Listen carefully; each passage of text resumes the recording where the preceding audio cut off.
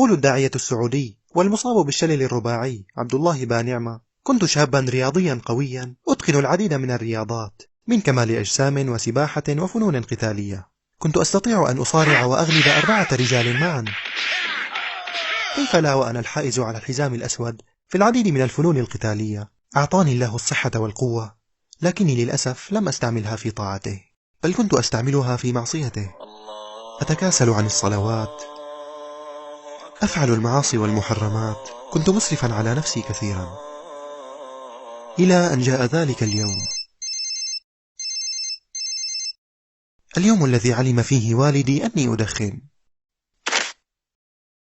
دخل إلى غرفتي وهو في قمة غضبه. سألني: عبد الله، هل تدخن؟ فقلت: لا والله، أنا لا أدخن. حلفت وقتها كاذبا، بل وبدأ صوتي يرتفع على والدي: فلا تقل لهما أف ولا تنهرهما وقل لهما قولا كريما. والدي الذي وصاني به الله ألا أقول له أف وأن أقول له قولا كريما يرتفع ويعلو صوتي عليه. فقال لي: إن كنت تدخن فالله يكسر رقبتك. وخرج من غرفتي غاضبا. وهنا وقفة بسيطة قبل أن نكمل قصتنا. رسالة إلى كل أم وأب: إياكم أن تدعوا على أولادكم مهما بلغ أذاهم. دعاؤكم لا يسقط على الأرض، دعاؤكم غال عند الله. فإذا قلت لولدك الله لا يوفقك، وكبر هذا الولد ولم يوفق في حياته، هل ستكون سعيدا بذلك؟ ادعو لهم بالصلاح، ادعو لهم بالهداية. 3 دعوات لا ترد عند الله، ومنها دعاء الوالد لولده أو عليه. ولا نزال نسمع كثيرا من الآباء يقولون لأولادهم: الله يخرب بيتك، يبعث لك حمى، الله يكسر إيديك. هل إذا استجاب الله دعاءكم ستكونون مسرورين عندها؟ نعود إلى القصة.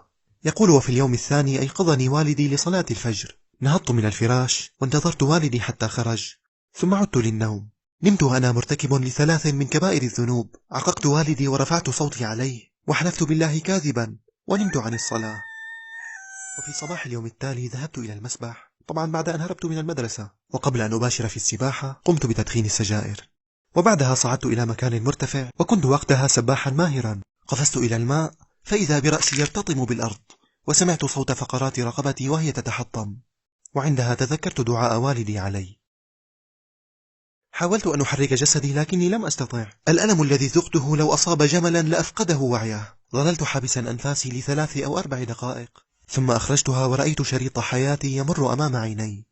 رأيت كل صغيرة وكبيرة فعلتها منذ أن كنت طفلا إلى مرحلة الشباب. ورأيت صورة العجوز التي كانت تأتي إلى مطعمنا فيقوم والدي بالتصدق عليها. ومرة كنت جالسا مكان والدي فجاءت نفس العجوز، تصدقت عليها وأعطيتها بعض الطعام، فإذا بها ترفع يديها للسماء وتبكي وتدعو لي بالخير. يستحيل أن يبقى الإنسان حيا تحت الماء أكثر من 6 دقائق، لكني بقيت حيا تحت الماء أكثر من ربع ساعة. أبى الله أن يقبضني وأنا مقيم على المعاصي والذنوب، فصنائع المعروف تقي مصارع السوء. أخرجوني من الماء وأنا كالجثة الهامدة، ثم ذهبوا بي إلى المستشفى. وهناك قال الأطباء أنه لا يمكن علاجي، ففقرات رقبتي 3 و4 و5 جميعها تهشمت.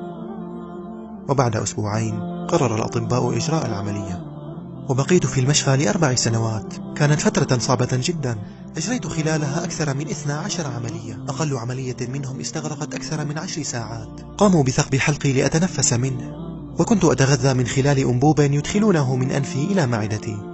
ومرة أخطأت إحدى الممرضات وقامت بإدخال حساء ساخن داخل هذا الأنبوب. شعرت وقتها بأن أمعائي تتقطع، وكأن نارا دخلت إلى بطني. وبعد ساعة نزفت دما كثيرا، وقاموا أيضا بإجراء عملية لإصلاح ما تضرر من الأمعاء. أقول لكم ما حدث معي لا لتحزنوا علي، بل لتذكروا النعم التي أنتم فيها الآن. فبفضل الله أنت تأكل وتشرب وتتنفس بدون آلات أو أنابيب. طبعا وجدت من التعب ومن الآلام ومن العمليات، كنت جالس 9 شهور ما أتكلم، لأنه فتحوا لي فتحة بحلقي هنا بسبب الأكسجين. لما نطيت في المسبح وانكسرت رقبتي، شل الرباعي كامل، شربت ماء تحت المسبح ووقفت عندي الرئة، فشالوا 1/3 من الرئة وفتحوا لي فتحة في حلقي، صرت ما أتنفس إلا بالأكسجين. أكون جيعان أناديهم، كيف أناديهم زي كذا، يجوا إلى عندي أبغى أقول لهم جيعان ما يفهموني، فأقوم أبكي بعد أن خرج عبد الله من المشفى قال في نفسه: إن كان هذا عذاب الدنيا فكيف يكون عذاب الآخرة؟ وعندها عزم على تغيير حياته كليا وسلك طريق الدعوة إلى الله. لم تمنعه إعاقته من ذلك، بل كان يستعمل هذه الإعاقة في تذكير الناس بنعم الله. بس أسألكم سؤال، تحبون الله؟ نعم. فالجميع يحب الله صح؟ ما في اختلاف.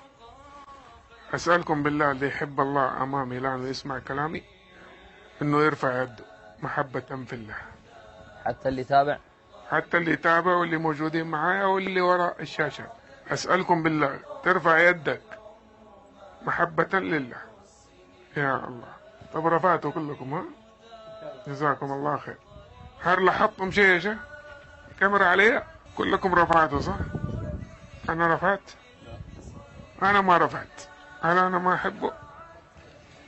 طب من اللي منعني؟ من اللي منعني؟ أسألكم بالله. منعني اللي سمح لك. تدروا ليش؟ لأني كنت أرفعه بمعصيته وسترني سنة وسنتين و20 سنة. أي معصية، أي معصية، أغاني، أفلام، مسلسلات، أي شيء. سباق أول واحد، سريع إلى معصية الله، بطيء إلى طاعة الله. والآن أنت ما زلت تعصي الله وسمح لك أنك ترفعها محبة له، لكن أنا فصلها عني من 21 سنة. تنتظر حتى يمنعك. ترجمت قصته إلى لغات عديدة وأسلم على يديه الآلاف. وقبل أيام من الآن انتقل الداعية عبد الله إلى جوار ربه بعد أن عاش 30 عاما من حياته مشلولا صابرا محتسبا. رحل بعد أن ترك لنا رسالة مضمونها أنك في قبضة الله، وأن النعم التي أعطاك إياها قد تسلب منك في أي لحظة، فإياك أن تستعملها في معصيته. رحل الداعية عبد الله وفي قلبه 3 أمنيات لم تحقق. الأمنية الأولى أن يسجد لله سجدة واحدة، والثانية أن يحمل القرآن بيديه وأن يقلب في صفحاته. أما الأمنية الثالثة فهي أن يضم والدته. 3 أمنيات أغلبنا يستطيع تحقيقها، ولكن للأسف كثير منا مقصر في ذلك. كثير منا لا يذكر متى كانت آخر مرة فتح فيها مصحفه. كثير منا جاف مع أمه ويعاملها أسوأ معاملة، ولا يدري أن وجود أمه معه نعمة ستزول يوما ما، وعندما ترحل سيندم على كل دقيقة مرت كان فيها بعيدا عنها.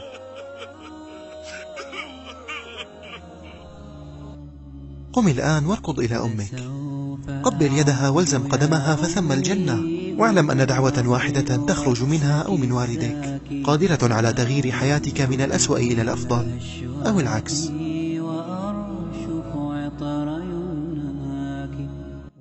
إلى هنا نصل إلى ختام مقطعنا لهذا الأسبوع. شكرا لكل من ترك أثرا طيبا ولو بكلمة. نلقاكم بإذن الله في فيديوهات قادمة، والسلام عليكم ورحمة الله تعالى وبركاته.